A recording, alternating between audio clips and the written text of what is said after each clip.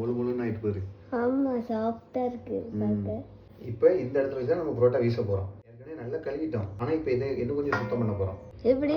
அதுக்கு நம்ம போடுற புரோட்டா மாவு தான் இருக்கா. மாவு வந்து கொஞ்சம் எடுத்துக்கணும்.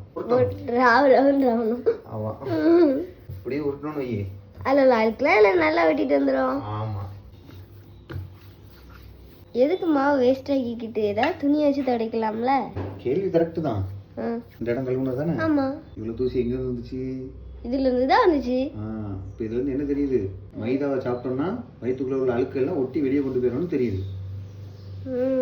ஊவா கழுத குட்டி, இது வந்து உடம்புக்கு கேடு. இது வந்து பச மாவு.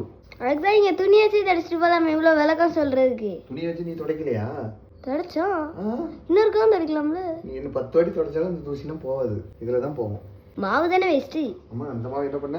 இதுதான் பண்ணோம். ஏன் பண்ணோம்? உங்க அன்னைக்கு இதுல புரோட்டா சுட்டு கொடுத்துருவோம். அண்ணி அந்த இது துண்டு துடைச்ச அழுக்கு மாவை உங்களுக்கு பரோட்டா சுட்டு கொடுக்கணுமா?